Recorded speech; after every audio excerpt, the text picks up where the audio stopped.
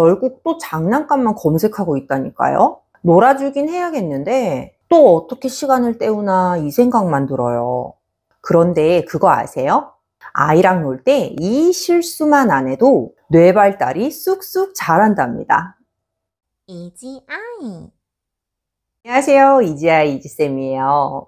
오늘도 아이와 함께한 하루 너무 수고 많으셨어요.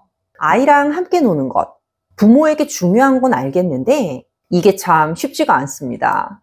근데 어린 시기 아이랑 잘 놀아야 하거든요. 왜냐하면 어린아이는 놀이를 통해 인지와 언어 발달, 통합적인 뇌 발달이 이루어지기 때문이에요.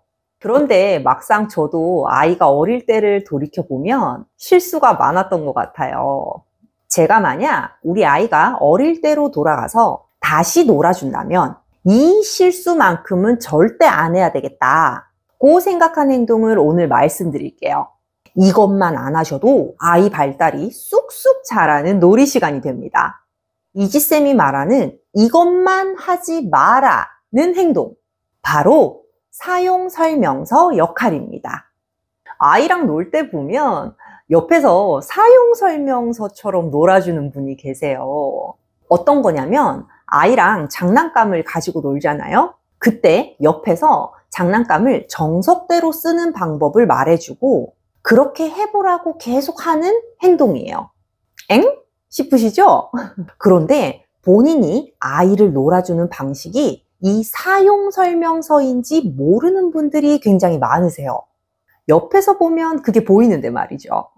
예를 들어 볼게요. 아빠가 아이랑 놀아주고 있어요. 아이랑 기차놀이를 하는데 아빠가 이러는 거죠. 이 레일은 여기 끼워봐. 여기 끼워야 레일이 연결이 되지. 기차 뒤에는 이 짐칸 기차를 뒤에 붙이는 거야. 짐칸 기차가 맨 앞에 오면 안 돼. 맨 앞에는 엔진이 붙어있는 이 기차부터 와야지. 막 이런 식으로 마치 설명서처럼 정석처럼 아이에게 이야기를 해주고 있어요.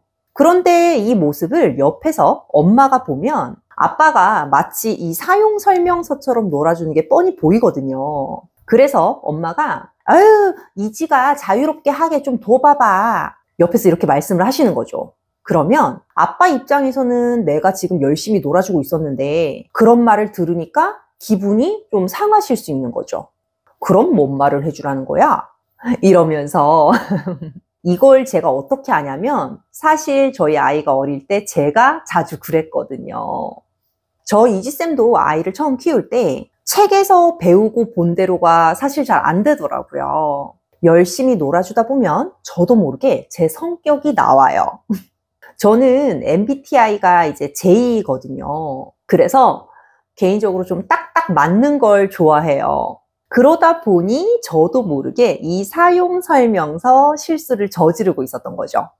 예를 들어서 블럭 쌓기를 하면 못 참고 제가 아이 옆에서 이래요. 이지야, 큰 거부터 밑에 쌓기 시작하면 안 무너지고 높이 쌓을 수 있어.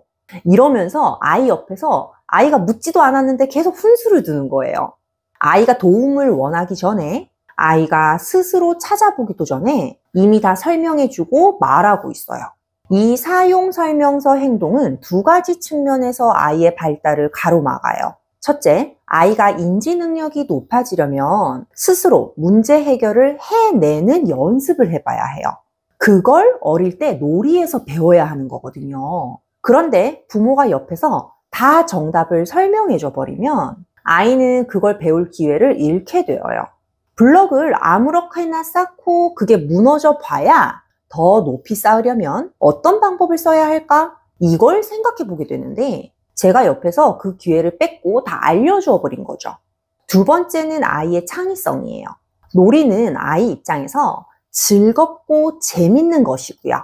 그 안에서 아이가 자기 자신도 모르는 사이에 배우게 되는 과정인 거거든요. 그런데 사용설명서대로 정석대로만 놀면 아이 입장에선 놀이가 일련의 공부처럼 느껴지게 됩니다. 다이소 가면 아이클레이 만들기 이런 거 팔잖아요. 도너츠 만들기 아이클레이를 샀는데 아이가 처음에는 그걸로 도너츠를 만들겠다고 해요. 근데 마음이 바뀌어서 그걸로 아이스크림을 만들고 있어요. 그래도 괜찮다는 거죠. 장난감을 그 용도에 맞게 가지고 놀아야 한다 법은 없거든요. 근데 엄마는 아이가 도너츠를 만들겠다고 해서 도너츠를 이만큼 만들어 놨는데 아이가 딴 걸 만들겠다고 해버리면 김이 새거든요. 그래서 왜 우리 도너츠 하자 이러지 마시라는 거죠.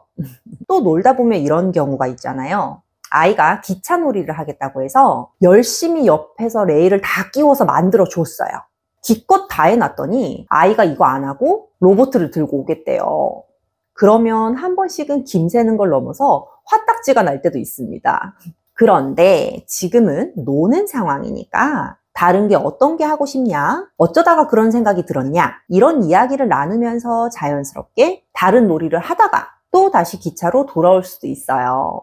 사용 설명서 행동이 위험한 이유는 지시형이 되기 쉽기 때문이에요. 아니야, 이렇게 해야지.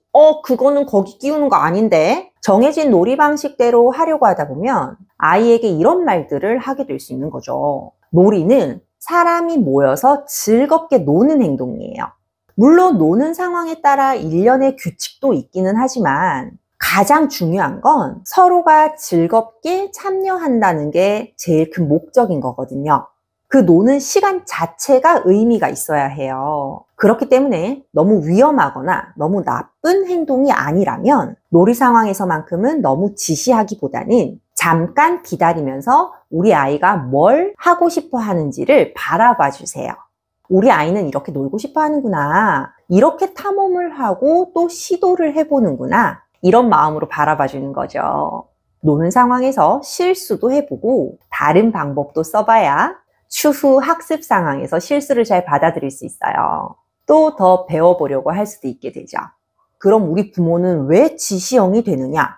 아이가 놀면서 처음부터 절대 잘 놀지를 못하거든요. 기껏 장난감 사줬더니 잘 안 돼서 짜증내고 방법을 몰라서 이거 뭐야? 이거 해줘 하면서 자꾸 엄마 아빠를 귀찮게 해요. 매일 육아에 지치다 보니 어느 순간 우리는 이제 좀 스스로 놀면 안 될까? 하는 마음이 생길 수 있어요. 그러다 보니 먼저 해주고 지시하고 하게 될 수 있는데요. 이왕 아이랑 함께 보내는 거 지금이 노는 시간이다. 이렇게 생각해 주시고 편하게 아이를 바라봐 주세요.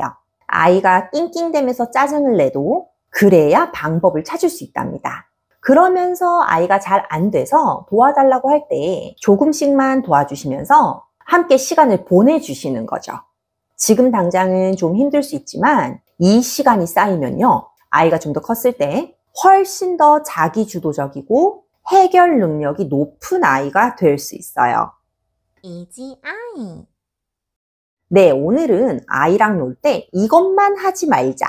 바로 사용 설명서 행동에 대해 말씀드렸어요. 이야기 들으면서 저 이지쌤도 옛 모습들이 몇 개 떠오르는 시간이었는데요. 영상 보시는 여러분들은 저처럼 후회하지 않기를 바라면서 오늘 이야기 마무리할게요. 내용이 도움되셨다면 구독과 좋아요 부탁드립니다. 그럼 다음번 영상에서도 아이 발달에 도움되는 내용으로 찾아뵙도록 할게요. 감사합니다. 안녕!